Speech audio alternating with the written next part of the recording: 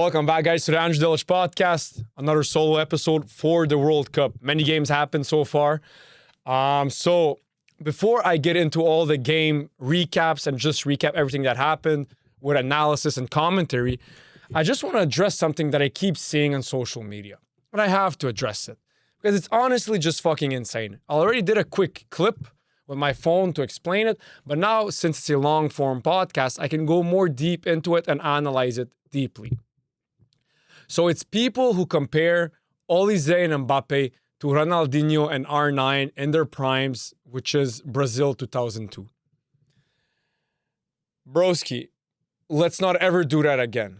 Yes, like I said, Olise and Mbappé are fucking phenomenal. They're phenomenal players, world-class players. And this World Cup, they're balling out. Olise is like the architect of that France's attack. Mbappé keeps scoring goals, phenomenal player. And also, let's not put Dembele to the side, phenomenal player also. So is Doué, so is Barcola, Tchouaméni is doing a good role. They're all doing a good role in France. But yes, Olise and Mbappé are going fucking crazy. That's a fact, let's not lie. But to go as far as to compare those two to Ronaldinho and R9, that's just fucking insane. Like I said, Ronaldinho, when he was 5 years old, he's better than Olise and Mbappé. That's a joke, of course. But if I go more serious into it, in 2002, Ronaldinho was 22 years old. 22 years old. Now, Mbappe is 28. Olise is like 24. Ronaldinho was, first of all, younger than him, and R9 was probably like a year or 2 years older than what Ronaldinho was. 23, 24 at most. Let me just go check so I don't... Ronaldo, Fenomeno, age. So he's 49, so he's 1976. So he was 26 and Ronaldinho was 22. So they were both younger. So Ronaldo 9 was younger than Mbappe is currently, and Ronaldinho was younger than what Olise is currently. But forget about age. That's just a side note. Forget about age. When you watch them play, there is a difference. And if I might add, if I might be bold enough, there's a huge difference between Ronaldinho and R9 and Olise and Mbappe. There's a huge difference. Again, I'm not taking anything away from Olise and Mbappe. They're phenomenal. They're balling out like fucking monsters this World Cup. But to compare them to Ronaldinho, who is actually one of the greatest players of all fucking time, and R9, who also is one of the greatest soccer players of all time. I said soccer. Now people in the comments can say, oh my God, he said soccer. He doesn't know what he's talking about. I'm in Canada. It's called soccer here. They're two of the greatest football players of all time, Ronaldinho and R9. Top 5 easy. They're both top 5. Now, Olise and Mbappe's career isn't yet over. Fact. Do they have any chances of finishing as a top 5 player of all time? 0 chances. 0 fucking chances of Olise and or Mbappe finishing their career as a top 5 all-time player. 0 fucking chances. 0. Not 1, not 2%, not 3.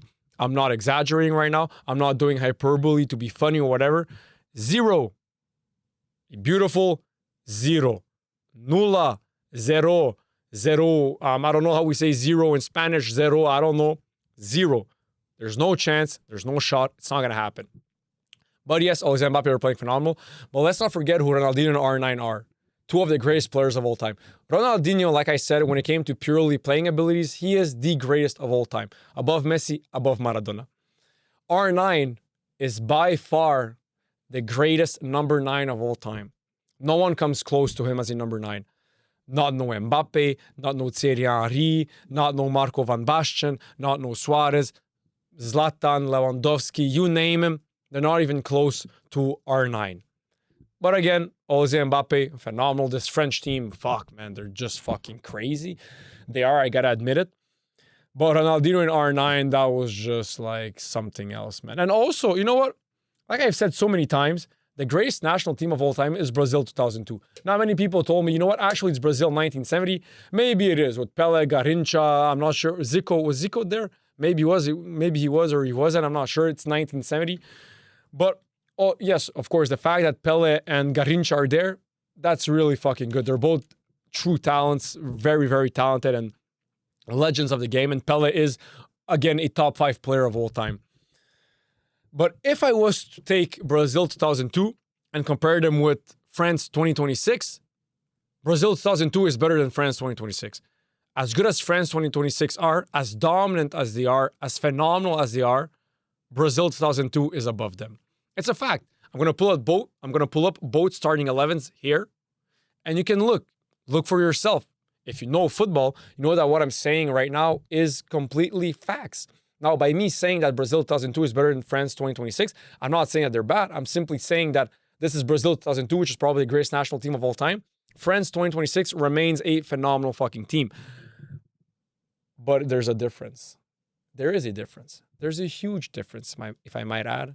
Huge difference. Because Brazil 2002, even if they were to play drunk on the field, all the players, they would still win every single game without a doubt, without any stress or whatever.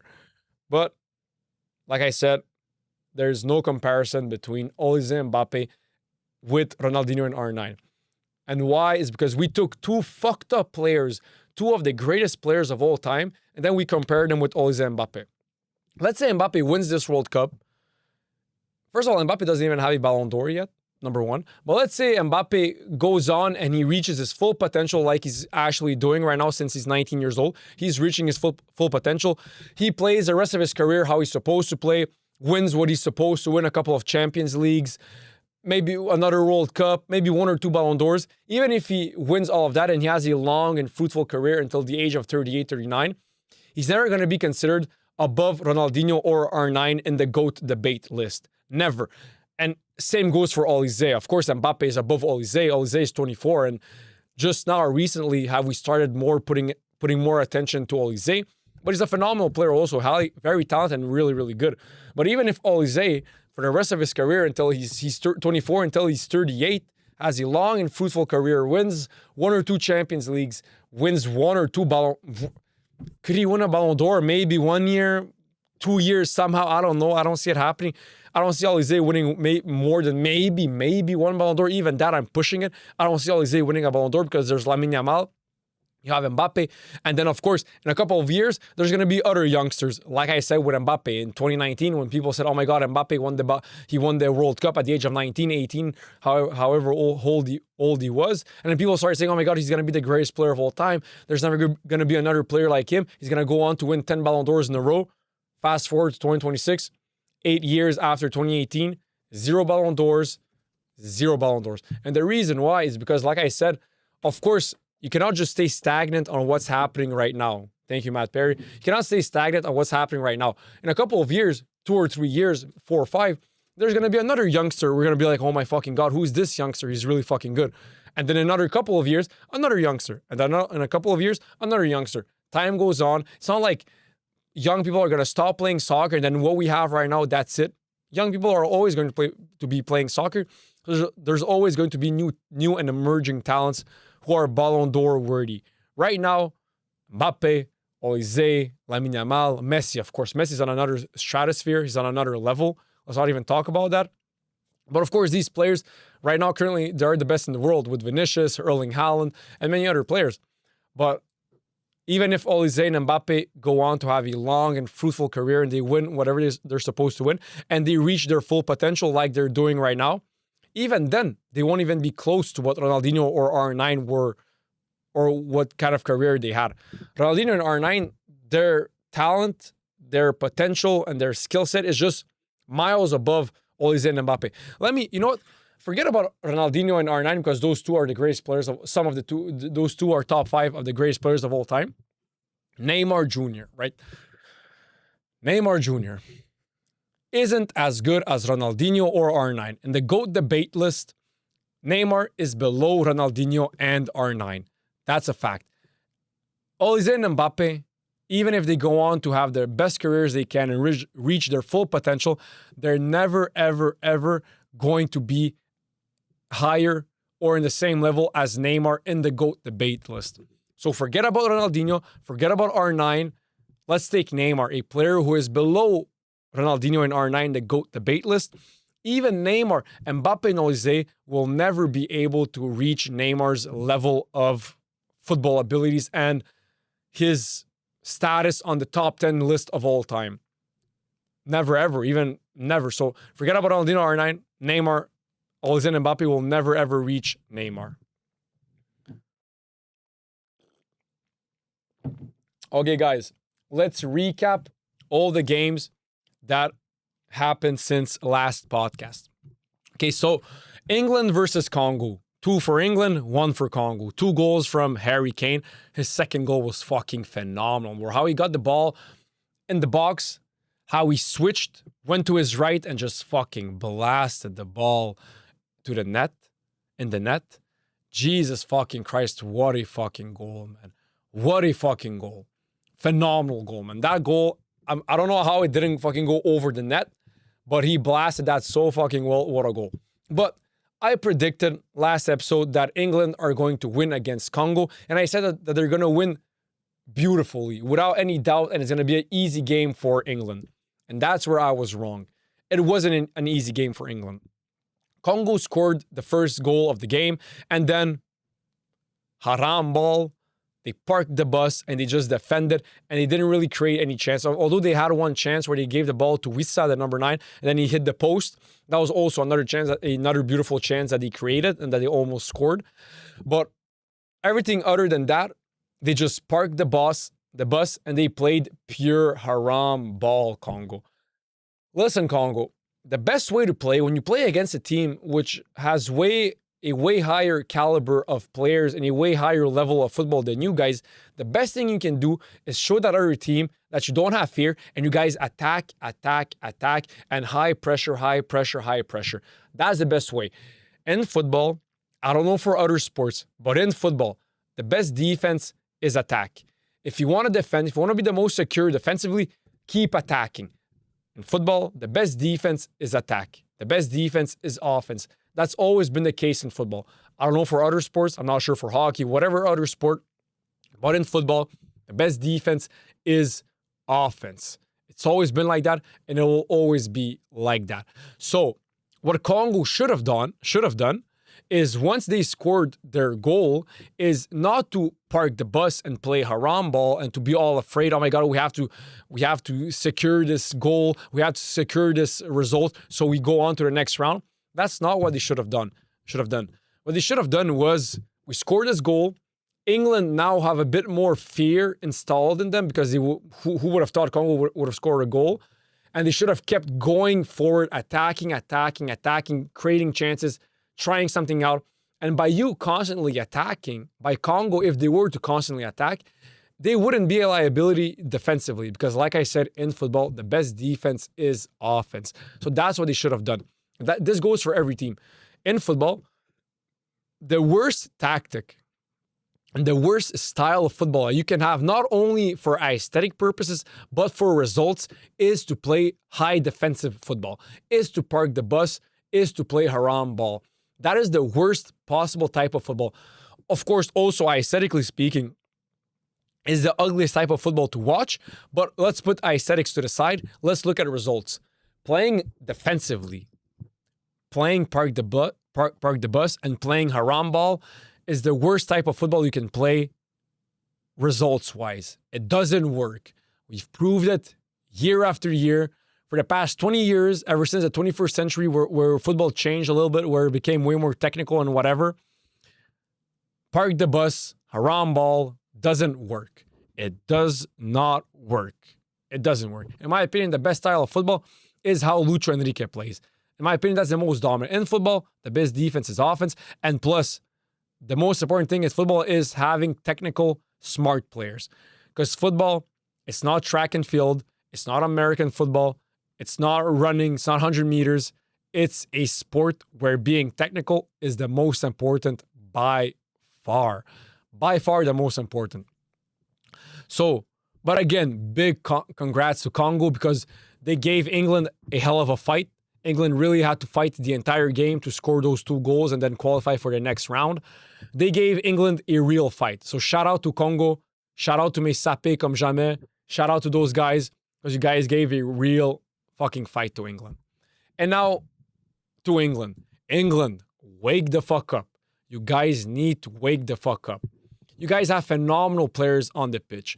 Your players on paper are phenomenal, really fucking good, and they're really, really fucking good. If I look at the players, man, quickly, Bellingham, Harry Kane. Bellingham is balling his heart out this tournament. Bellingham is playing phenomenally so far this tournament. And I feel like many people, we don't give him his praise because now we're more focused on Mbappé, Messi, and especially those two, Lamine Yamal, maybe a little bit Olise, because they keep scoring goals and they're in a better team, respectively. But Bellingham so far is probably the best midfielder this tournament, Bellingham. What a player, man. He's by far the best midfielder this tournament, Bellingham. What a player. He deserves all the praise. And I feel like many people don't give him his praise, but he's balling out. He's running, defending, attacking, creating chances, making beautiful passes, dribbling, running with the ball, taking the ball from point A to point B. Bellingham is playing phenomenally. But England, you guys need to wake up. Because if you guys want to have winning chances this World Cup, which I still believe you guys don't because of the way you guys play and what I saw, I feel like if I'm being logical, fair, and rational, I feel like you guys don't have winning chances this World Cup. But if you want to maybe have winning chances or to reach the highest level that you guys can reach, you guys need to wake up. You guys need to wake up. Be more decisive, attack more, and create more in the midfield. Create more in the midfield. You guys have phenomenal midfielders with Declan Rice and Jude Bellingham. Create more in the midfield. Then you guys have up front, you guys have Harry Kane, who's a phenomenal striker. But you guys need to wake up because so far, man, how you guys been playing, you guys almost lost to Congo. Of course, you guys, the entire game, played way better than Congo. Of course. But the first half, you guys weren't way better than Congo. You guys were slightly better than Congo, slightly better. Yes, you guys were controlling the ball more, creating more chances and whatever. In the second half, of course, it was all about England. They scored 2 goals. Harry Kane, he went crazy. But if I look at your guys' team, Spence, Konsa, Gehi, and O'Reilly and the defensive line, Anderson, Rice, and Bellingham in midfield, Madueke, Kane, and Rashford up front. It's a really good team, man. And then in goal and bench, you have Stones, Saka, Gordon, Eze, Chalobah, Henderson, the other Henderson, Byrne, Mainu, Rogers, Watkins, Tony, Trafford, James, and Kwanzaa. You guys have really good players, but you guys need to wake up and play as a team and play better. That's what needs to happen because on paper, you guys can have any team you want, you can have all the players in the world, but if you guys can't function together, if you guys can't win a game, what's the point?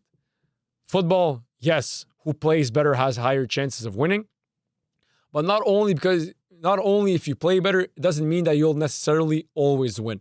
How many times has it happened throughout history, throughout the history of the World Cup, or just throughout the history of football as a sport, that a team played way better than the other team, and that team who played way better ended up losing the game? Many fucking times has it happened. It happened many fucking times. That's the nature of the sport. You can play way better. If you don't finish and the other team plays like shit, but they score a goal, they won. Euro 2004, Greece won the Euros. They played like shit every single game, but they scored goals and they made sure to win, and then they reached the finals, they won, and they won the trophy. Portugal 2016 Euros. They finished third in their group stage with there was Hungary in that team, in that group, many other shit teams, and they finished third.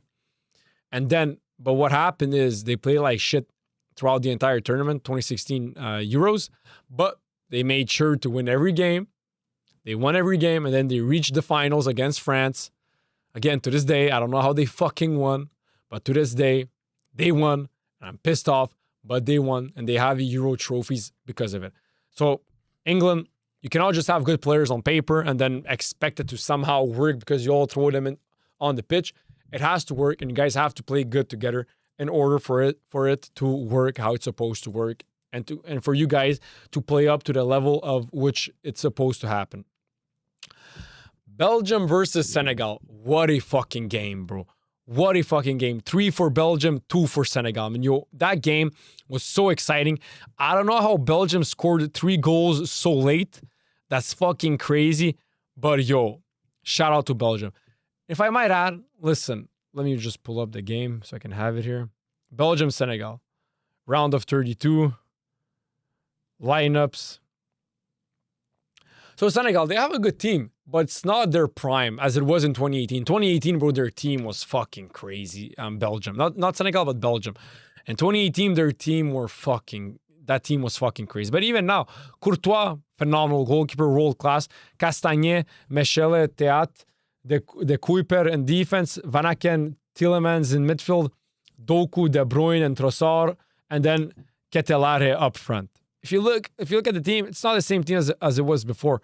Lukaku on the bench, Luke Bacchio in bench, Meunier, Moreira, Rashkin, Onana, Witsel, Lamens, Penders, and many other players which aren't that known.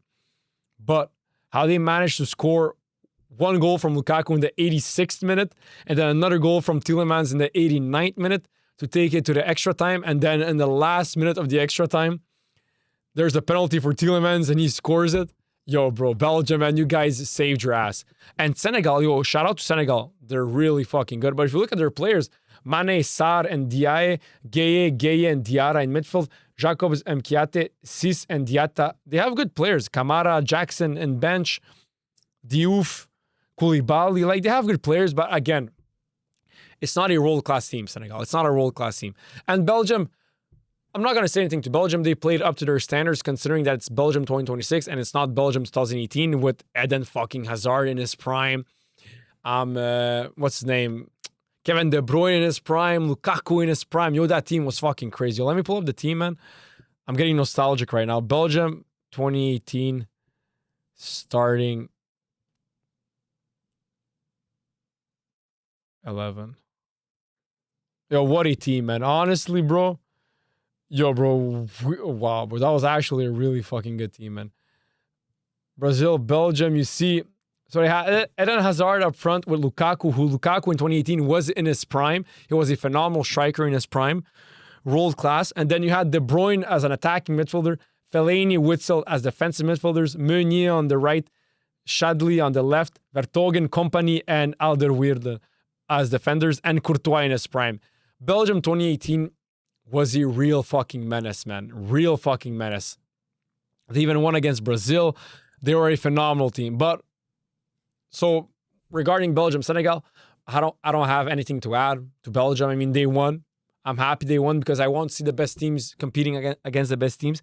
Like I said so many times, at the end of the day, when it comes to football, when it comes to the World Cup, I'm not nationalistic. I'm not real nationalistic. I don't really give a fuck. I just want the best. I just want to watch the best games, the highest quality of football. That's what I want to watch.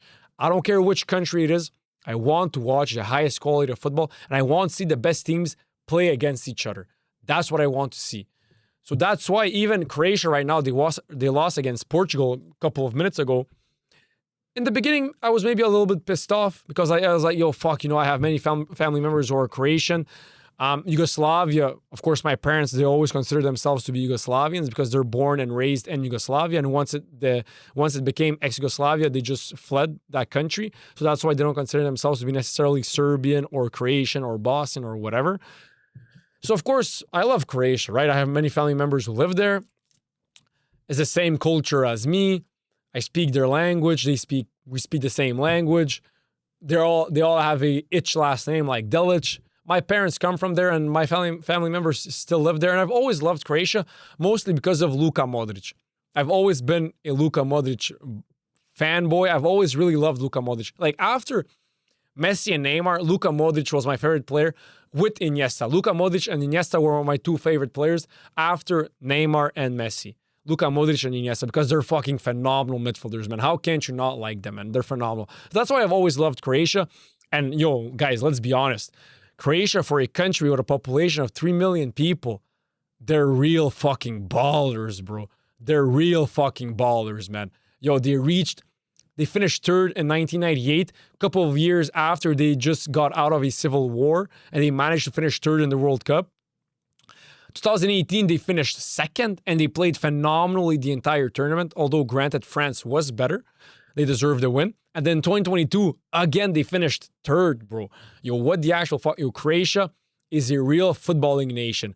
A true ballers nation, man. Yo, much love to Croatia. Big shout out to Croatia because they're real fucking ballers, man. Real ballers. And then, you know what? Talking about Croatia, let's talk about the game that just happened. Portugal versus Croatia. Portugal won 2-1. First half, Portugal played better. I'm not going to lie, they played better. Second half, Croatia dominated. They purely dominated. So altogether, the entire game, Croatia played better than Portugal. I have to say it. It's a fact. Now, Portugal, they won. So like I said in the beginning of the episode, It's not only who plays better, but you have to win at the end of the day. That's what needs to happen. But yo, guys, Croatia are so technical. They've always been so technical, and they've always been considered as the Brazilians of Europe. That's mostly for ex-Yugoslavia. They've always been considered as the Brazilians of Europe. This game, Croatia played better. They had a couple of offsides where they scored a goal, but they played better. But hey, congrats to Portugal. They're going on to the round of 16. They're going to be playing against, let me pull it up right here, World Cup, knockout. Portugal are going to be playing against Spain. Now it's over. Listen, guys, I'm all my Portuguese. I'm happy for you guys to reach a round of 16, but you guys are losing to Spain. I'm sorry. Spain is just another level. They're going to destroy your asses. They're going to dance all over the field with your asses. Spain are destroying Portugal. There's no doubt there. There's no debating it. There's no... Like, guys, if you want to make money, I'm actually going to probably bet on this game because, I mean, there's no chances of it not happening, but Spain are destroying Portugal. Like, easily. It's going to be... Like, if Croatia were able to dominate against Portugal, technically with the ball in the middle of the pitch and just have more possession and whatever, imagine what Spain will do against Portugal. Spain have by far the best midfield this tournament. Rodri, Pedri, and Fabian Ruiz. Phenomenal fucking midfielders. The best midfield this tournament. Just with Rodri and Pedri, that's another level. They're going to dominate against Portugal. They're going to control the tempo, control the game, and then Lamine Yamal is going to score like 1 or 2 goals, and Lamine Yamal is going fucking crazy this tournament. Not as crazy as I maybe thought he would be going, but hey, there's still many games to be played. But Spain are going to be destroying Portugal. And then, again, quickly for Croatia, special shout out to Luka Modrić, man. Luka Modrić. What a fucking baller, man. We're talking about Messi being 39 years old and going fucking crazy. Like I said, another level. That's another planet, another stratosphere. He's on a league of his own, Lionel Messi. But what about Luka Modrić at the age of 41, man? What the fuck, bro? What a baller. What a player. Luka Modrić. Yo, he's still running so much. He's playing the entire game, the entire 90 minutes. They don't sub him off. He's controlling the play. He's controlling the game. He's controlling the tempo, making crazy passes. What a player, man. Honestly, bro, Luka Modrić, what a fucking player, man. Yo, how is he 41? I think he's the same age as Ronaldo. And then also, let's compare Modrić at 41 and then Ronaldo at 41. Ronaldo, of course, is a bigger legend than Luka Modrić. But right now at 41, who's better? Luka Modrić. He's aging better than Cristiano Ronaldo. He's 40 years old. Okay, my bad. No, but he's going to be 41 this year. So he's 1985, just like Cristiano Ronaldo. And they're fucking balling, bro, these guys, man. What ballers, bro. What a baller, Luka Modrić. And also for Portugal, Cristiano Ronaldo isn't doing shit. Let's say it how it is. He's not doing shit. Now, I'm not comically hating on him. I'm being serious right now, unbiased, truthfully, logically, as a rational podcaster. One of the greatest players of all time. Yes, I said it so many times. But right now, currently in the 2026 World Cup, Cristiano Ronaldo is playing like shit. I hate to break it to my Portuguese fans who are Ronaldo fanboys. I hate to break it to you guys, but let's be rational about this. If Messi was playing badly, I would say, you know what? Fuck, I fucking hate saying it, but I have to be rational. He's playing badly. But that's not the fucking case. Let's be rational about things. Ronaldo is playing fucking badly right now for Portugal in the World Cup. You guys need to bench Cristiano Ronaldo. Bench CR7. Why? Because he's not bringing you the same actions he was bringing you when he was 38, 36, 34, 30, 28. It's not the same Cristiano Ronaldo. It's like me if I was to take Ronaldinho right now at the age of 45 and then I wish somehow he would do something on the pitch. He won't because he's old. It's not the same Ronaldinho. It's not the same Cristiano Ronaldo. Although Ronaldo, the fact that he can still play at the age of 41, congrats, but he doesn't merit to start for Portugal in the 2026 World Cup. This is nepotism right now. I don't know if it makes sense, but the only reason he's starting is because of his name and because of his past and because of his status as who he is. But if we look at purely as meritocracy, who deserves to start, Ronaldo doesn't deserve to start for Portugal. He doesn't deserve to start for Portugal. I'm sorry. Yes, he scored a goal. First of all, it's a penalty. And he didn't provoke the penalty. Another player provoked the penalty. And then, of course, he scored the penalty. He shot in the middle. It wasn't the best shot, but hey, he scored the penalty, so I'm not taking anything away from that. But he doesn't deserve to start anymore, Cristiano Ronaldo. Please bench him, guys. And I'm not saying this out of hate. I actually don't hate him. I don't really give a fuck. But I'm talking about logically right now, what would be the best for Portugal? Although Portugal, you guys aren't that good, man. I would have thought you guys would have been better this World Cup because on paper, you guys have phenomenal players like Vitinha, Bruno Fernandes, Neves, Leão, Nuno Mendes. Like, you guys have phenomenal fucking players. But you're not playing up to the standards as I thought you guys would be playing. You guys tied with Congo 1-1. Even that was the first game. I was like, okay, maybe they're not that good. And then you guys played against Uzbekistan. Of course, Uzbekistan. If I was to make a team with Matt Perry right now, and both of us would be surviving from a hangover last night, we would have, like, I would probably have a hat trick, and he would have like 3 goals also. So we'll be dominating against Uzbekistan. That's a fucking joke. But now when I saw you guys against Croatia for a real test, you guys barely won. And if I'm being honest, you guys won luckily. Now, if some of my guys who are Portuguese and who see me at the Portuguese Center, you guys are beautiful, beautiful people. I'm always very welcome at the Portuguese Center. It has nothing to do with it. But if we look at just purely how they play, even if you're Portuguese, you're not blind, right? You can see how they're playing. They're not playing good. I am Canadian. I'm proud to be Canadian. I have fucking Canada, the Maple Leaf tatted on my calf. Couldn't be more proud. But when I watch them play, are they good? I mean, they're not bad, but they're not good. They're not good. What the fuck? Who's Canada facing right now? Morocco. They're going to lose to Morocco. I'm not afraid to say it. I don't give a fuck, even if I'm Canadian. But I'm being rational right now. There's more chance of Morocco beating Canada than Canada beating Morocco. Way more chances. And same goes for Spain versus Portugal. There's way more chances of Spain winning against Portugal. If Portugal somehow managed to win against Spain, which I highly doubt. I highly doubt that Portugal are going to not only win against Spain, but I highly doubt that Spain don't win against Portugal like 3 or 4-0 or something fucked up like that, because the difference of level is crazy between Portugal and Spain. It's crazy. Spain are way, way better than Portugal. So I was talking about Croatia, how Luka Modrić is fucking phenomenal, man. Okay, USA versus Bosnia. Just like Croatia, I have many family members who are Bosnian, Muslim Bosnians, and who live in Bosnia. I really wanted Bosnia to play good. Of course, I don't really care. Of course, I shared, oh my God, Team USA, but I only shared because I find it funny. Because Americans, whenever they win something, they always think, oh, okay, we're going to win the World Cup. Like, no, you guys played well against Bosnia, but you guys aren't doing shit. Like, USA next round, they're playing against, Brazil? No, they're playing against Belgium. No, actually, Belgium. USA has winning chance against Belgium. Because it's Belgium, they're not that good.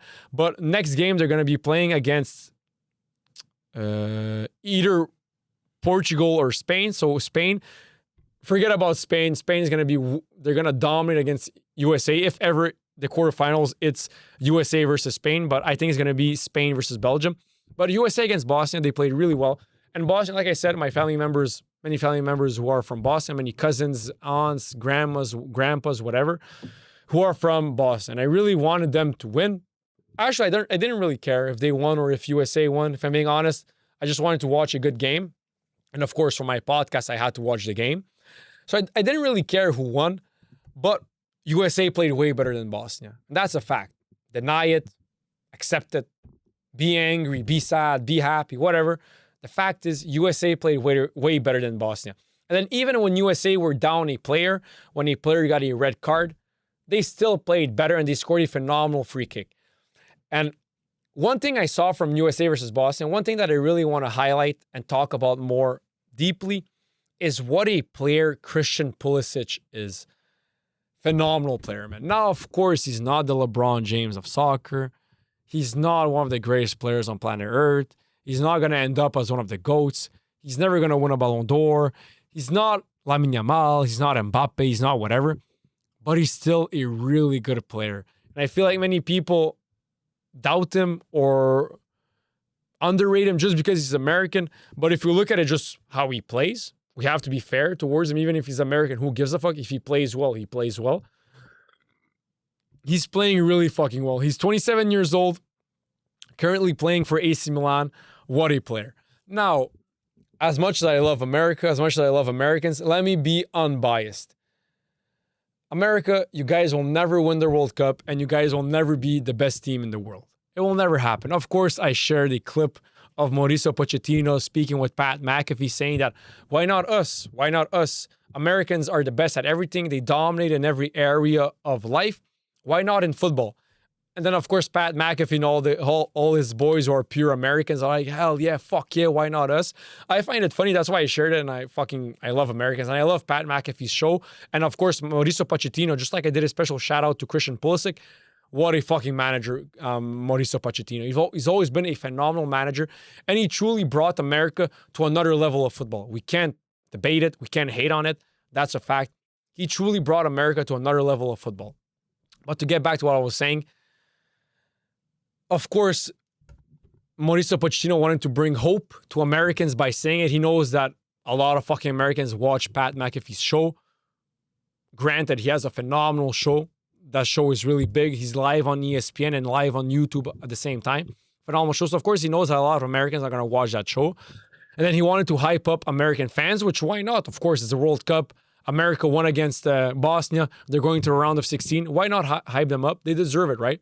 But if we're being unbiased right now and being fair, America, you guys will never have a winning team for the World Cup. Never, ever. Your greatest player of all time is currently Christian Pulisic. Christian Pulisic isn't even top 20. If he was Spanish, he wouldn't even be top 50 players of all time for Spain. And he's your greatest player of all time.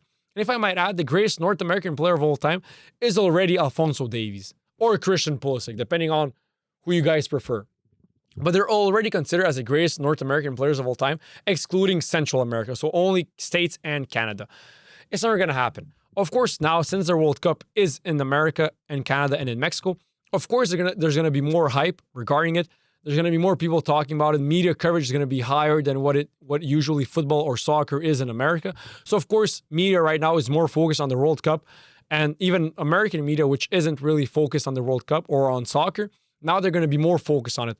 But the day that the World Cup ends, so the 20th of July, one day after the World Cup final, Americans are going to go back to their culture. They're going to go back to playing baseball, hockey, basketball, and American football, which American football is by far king in America. And they're just going to go back to their normal culture of sports, which is, like I said, baseball, hockey, American football, and basketball. They're not going to give a fuck. And there's nothing wrong there. It is what it is. The same would be for any other country. If the American football World Cup would have been in Serbia, a country which doesn't give a fuck about American football, for that period of time, Serbia would really care about American football because, hey, it's happening in our fucking country. The media coverage is crazy. Of course, we're going to talk about it. And this is highly different because American football is only popular in United States, Canada, and a little bit of in England or something like that. But the World Cup soccer is popular in every part of the world. So it happening in America, people from all over the world are traveling to America. It's bringing a lot of tourism, a lot of eyes to the country, and a lot of eyes to the sport, which, of course, also Americans are going to pay more attention to it. But it's never going to happen. America are never going to win a World Cup. They're never going to have a high-level player who is better than Christian Pulisic or Alphonso Davies. It's never going to happen. But again, me loving America for the country that it is, I'm really happy they won. And really happy. I mean, they played against Bosnia. I have family members who are Bosnian, so I just love America because and one of the reasons why I'm happy that America won is because I know that now Americans are going to go like fucking crazy. They're going to be like, hell yeah, fuck yeah, we're winning this fucking tournament because they don't know shit about soccer, right? And their minds are like, okay, we're going to face Spain, easy. And then France, that's even easy. And then Argentina, nothing there. Like they don't understand how good France is, how good Spain is, how good Argentina is, and how good, let's say, Portugal is, although Portugal aren't that. Let's say, imagine if USA played against Portugal. Who would win? Probably Portugal, but even then, USA would have winning chance because if I watch, so far, USA are playing better this World Cup than Portugal. That's a fact. On paper, of course, Portugal have better players. But so far, this tournament, so far, this World Cup, America are playing better than Portugal. That's a fact. If Portugal was to face America, who would win? I don't know. It's never gonna happen. They're not gonna face each other. But USA, man. Congratulations, guys. You guys played really well. And I mean, hell, it is what it is. Next and final game, and then I'll get into predictions. Spain versus Austria. 3-0 for Spain. Spain. You guys are favorites for this tournament. You, Argentina, and France. Those three, since the beginning of the tournament, it was you three, guys. Before the tournament, it was you three. And now it's still you three. But Spain, if you guys want to compete with Argentina and France, you guys have to step up your game. You guys played really well against Austria. Lamine Yamal won man of the match. Lamine Yamal played phenomenally. The team played really well. But it's Austria. And if I compare you guys to France, France are having way better performances than Spain right now currently. So if Spain was to face France in the semifinals, France have way more chances of winning than Spain. Way higher chances of winning than Spain. So that's why Spain. You guys have the best midfield this tournament and probably with the best player after Messi, Lamine Yamal. You guys have phenomenal players, but you guys need to step up your game. Not only in the midfield, not only is the midfield really good, the defense is phenomenal, the goalkeeper is phenomenal, and the attack is phenomenal. And the bench, it has you guys have a deep depth of a good bench. But you guys need to step up your game. The game I saw against Austria, if you guys play like that against France, France are going to kill you guys. They're going to kill you. And if somehow you guys manage to win against France by playing like that, then Argentina are going to kill you in the finals. Because Argentina and France are playing currently way better than Spain. Although Spain versus Austria, Spain went crazy. I mean, they completely dominated that game. They kept possession of the ball the entire time. They were just way better than Austria. If I'm being serious about that game. Lamine Yamal played really well, won man of the match. Oyarzabal. I used to hate on Oyarzabal being the number 9 of Spain, but he scored 2 goals against Austria. And he proved himself so far as the number 9. He's playing really well. Rodri, Pedri, Olmo in midfield, they played really well. Oyarzabal played really well. Lamine Yamal, Baena, Correa, Laporte, Kubarsi, Porro, and Unai Simon in goal. They have a really good team, man, Spain. And then they have Pubil on bench, Merino, Torres, Ruiz, Gavi, Raya, Grimaldo, Garcia, Llorente, Pino, Garcia, Nico Williams, Bemendi, Munoz, and Iglesias. Guys have a really good team. Like if I look at your starting 11, man, it's a really fucking phenomenal team, bro. Lamine Yamal, Oyarzabal, Baena, really good. Pedri, Olmo, Rodri, really. Like, you guys have a phenomenal team. But you guys have to play better. And then let me quickly talk about Nico Williams. Nico Williams went crazy in the 2004 Euros. But that's it. Before that, no one knew about him. No one knew about him. No one paid attention to him as much. And the Euro 2004, don't get it twisted, he played phenomenally. Nico Williams and Lamine Yamal were by far the best players in the Euro 2024. By far the best players. But right now, he stayed at Athletic Bilbao. He didn't want to join Barcelona, which in my opinion was a huge flop, a huge mistake in his part. He should have joined Barcelona. It would have upped his game and he would have ended up being a better player and being more talked about. And right now, he would be starting for Spain, but he's not starting. Lamine Yamal is currently the best player in the world after Messi. In my opinion, he's better than Mbappé. He's better than Olise. He's better than Dembele, and he's better than Barcola or Desiree Doué. But he's not proving it so far in the World Cup, man. He's not right now. What I'm seeing at the World Cup from Lamine Yamal, I want to see more from you, man. And I know you can because you're fucking phenomenal. I know you can. But so far, Lamine Yamal, he is playing good. Don't get it twisted. But not as good as he could be playing. Us knowing who Lamine Yamal truly is, man. But again, like I said, all these amazing players. But don't get it twisted. Messi is still by far the best player. Even I saw Zlatan. Zlatan, he's an analyst right now for Fox Sports with Serie A. And he did like his line of the jungle players so far. It just basically means that so far who he thinks are the best players this tournament. And he still has Lionel Messi number 1. Of course, Messi so far is by far the best player of this tournament. By far. Like, it's fucking crazy. Even people who know football like Zlatan Ibrahimovic, if you don't want to take my word for it, like, oh my God, who's this podcaster? We didn't give a fuck about him. Zlatan Ibrahimovic. What more do you guys want than an ex-legend of the game? And he says Lionel Messi currently is the best player this tournament.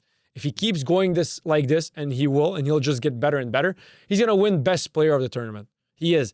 And imagine if Messi wins best player of the tournament, wins the World Cup, wins the Golden Boot in the World Cup, give him the Ballon d'Or. And imagine if Messi wins the Ballon d'Or at the age of 39. That's fucking insane. He has 8 Ballon d'Ors. Crazy, right? That's nothing for Messi. Messi right now should have 13 Ballon d'Ors. I said it so many times, I don't want to get into it.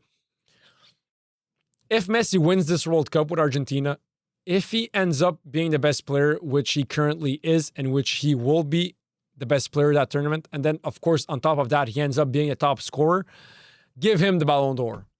Give Lionel Messi the Ballon d'Or if that happens, because he fucking deserves it. Give him the Ballon d'Or, man. Okay, guys, let's get into predictions for these upcoming games. Okay, matches. Overview matches. So, next podcast is Saturday at 8 p.m. Okay, so I'll stop at Brazil versus Norway. Perfect. So, now it's 10:07 p.m. Eastern Time, Thursday. So, at 11 p.m. in 1 hour, Algeria versus Switzerland. I have many of my Algerian friends asking me my opinion regarding it. Both teams are equal level. I think Switzerland have higher chances of winning against Algeria. That's what I think. Honestly, I have a lot of friends who are Algerian. I wish they win. I hope they win because I don't have any friend who is Swiss, and there's not a player in Switzerland that I really want to win or to see play, so I don't really care. But since I have friends who are Algerian, why not? Hey, I hope Algeria win. But if I look at it honestly and rationally, if I look at the players right now, and if I look at performances so far in the World Cup, I think Switzerland have the edge over Algeria. I think it's like 60-40 chances for Switzerland to win over Algeria. But although if Algeria was to win, I wouldn't be surprised. But I still believe that if I was to bet, if someone had a gun to my head and said, you have to bet, I would put money on Switzerland versus Algeria. So, okay, but the winner of Switzerland-Algeria is playing against... So the winner of Switzerland versus Algeria is playing against Colombia, is playing against the winner of Colombia versus Ghana. Damn, I think Switzerland are going to be playing against Colombia. So next game is tomorrow at 2 p.m. Australia versus Egypt. So far, both are playing up to their level. They're not playing phenomenally. No one is like out of their level. It's not like Egypt are surprising us with how good they are. It's not like Australia are surprising us with how good they are. If I had to put money on the game, Australia versus Egypt, I will put money on Egypt. Why? Because first of all, they have better players, and I feel like they have more history of the game. They're more comfortable on the big stage compared to Australia.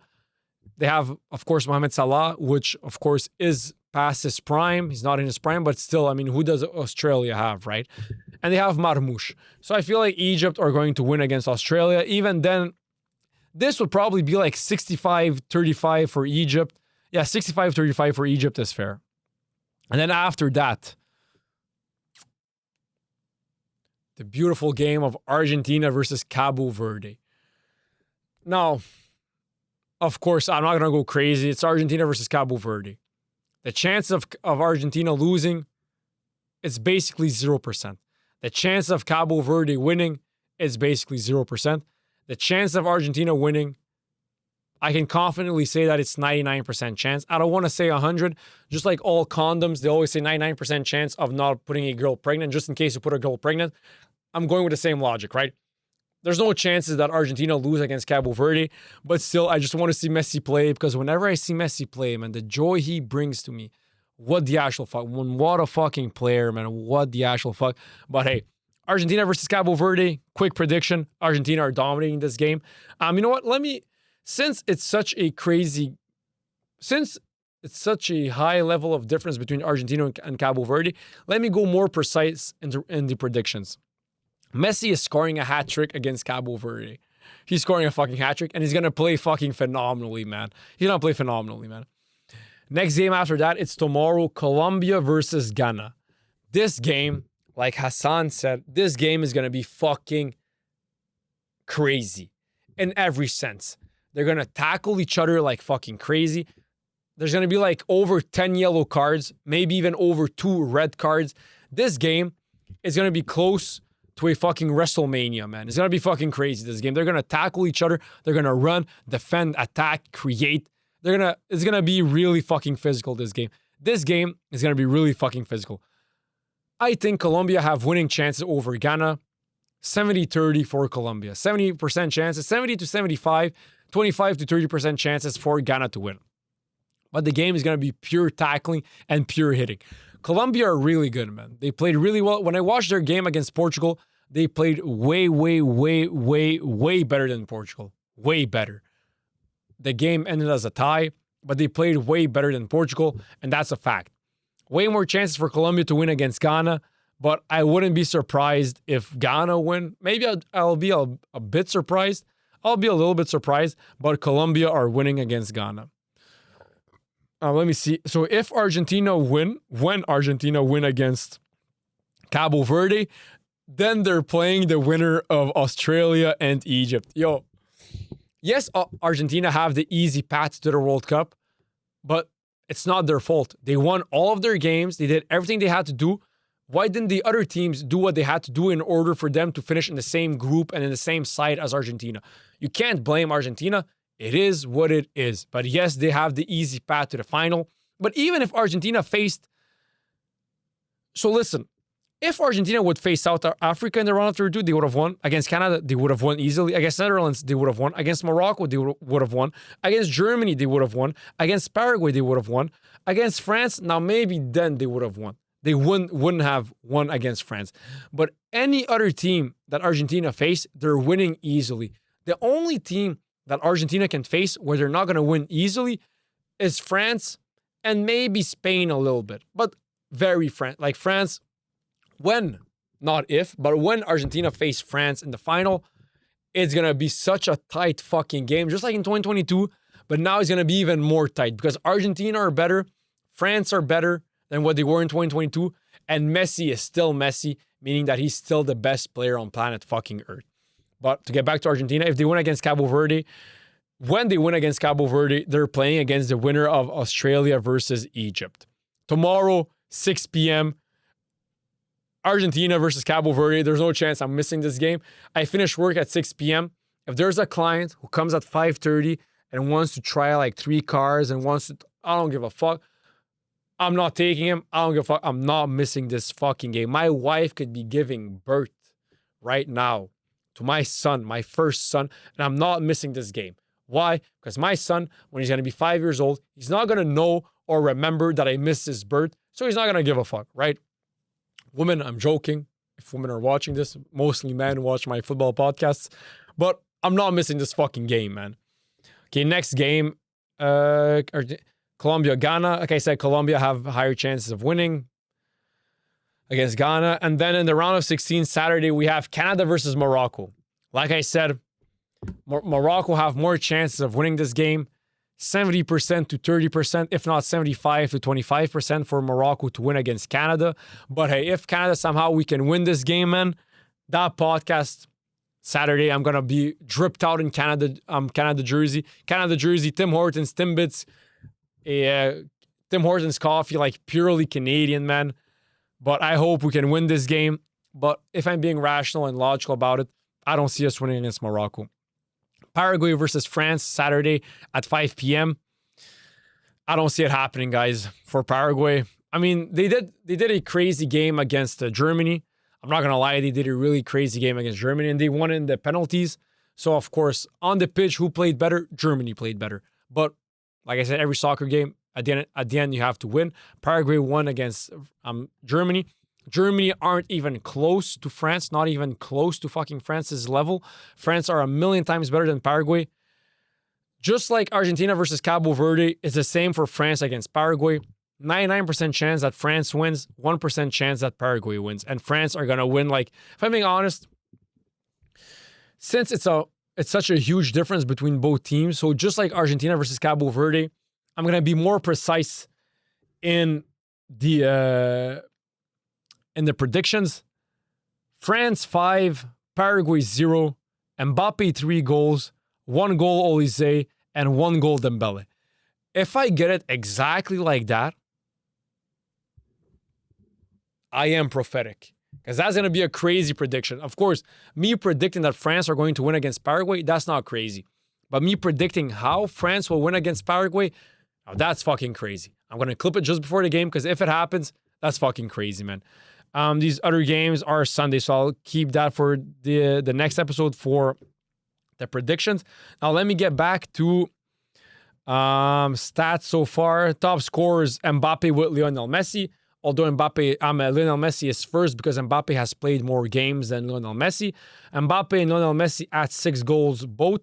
Erling Haaland, crazy, at 5 goals. Harry Kane, 5 goals also. Ismail Assar at 4 goals. Oyarzabal at 4 goals. Dembele and Vinicius Jr. at 4 goals. My predictions, just like before, it's either Messi and Mbappé who's finishing as top scorer. Like I said in March, like I said in November, it's either Messi or Mbappé who are finishing as the top scorers for the World Cup. Assists so far, Michael Olise with 5 assists. Fucking crazy. What a fucking player, Michael Olise, man. He's the architect. He's the creative player. He's the pass maker. What a player. Yo, Mbappé without Olise would be a different game. France without Olise would be a different game. Just like France without Mbappé would be a different team, a different game. Just like France without Dembele, without Barcola. But so far, this tournament for France, the best players for France so far are, of course, Kylian Mbappé and Michael Olise. Bruno Guimaraes, second with 4 assists. Isak with 3 assists. Wirtz with 3. Odegaard with 3. And Roberto Alvarado with 3 assists. Now, let me finish off with, again, so far, this World Cup, I'm keeping the same predictions. No team changed my mind. Although maybe one thing changed my mind a little bit. Maybe now France showed me just how fucking good they are, man. They're like, I knew they were phenomenal, but they're fucking phenomenal, man. But fuck it, I'm sticking to my first prediction.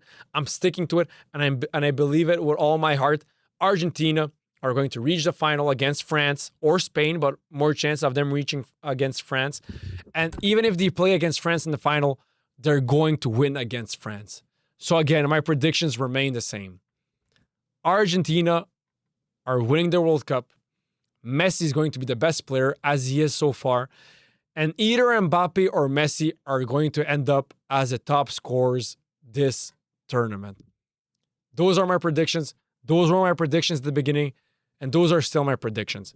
That's what's going to happen. Now, what FIFA has, what AI predicts, they're saying that France has 31% chances of winning the World Cup. They're placing them as first. Argentina are second with 16. Spain are second with 12. England fourth with 9. And then Brazil fifth with 7. And then putting Portugal sixth with 7%, that's being completely biased just because Ronaldo plays there. But I feel like the difference between France and Argentina, it's crazy. 31% to 16%. So you're saying that France are 2 times better than Argentina? I don't believe that. France are maybe slightly better than Argentina, but if Messi turns it up, and the only reason I'm saying that France are slightly better than Argentina right now is because so far in the World Cup, they've proven themselves more than Argentina. But still, on paper, Argentina have a better starting 11 than France. Why? Just because Messi is there. If we take away Messi and we put another right winger, then of course it's France. But since Messi is in Argentina's starting 11, Argentina have a better starting 11 than France because Messi is there. And Messi, like I've been saying, he's hybrid. He's a midfielder as much as he is an attacker. He's an attacking midfielder as much as he is a winger. He's a right winger as much as he is a left winger or a striker or an attacking midfielder or a central midfielder or whatever. Argentina, just because they have Messi, they have a better team than France. That was it, guys, for this episode. Peace out.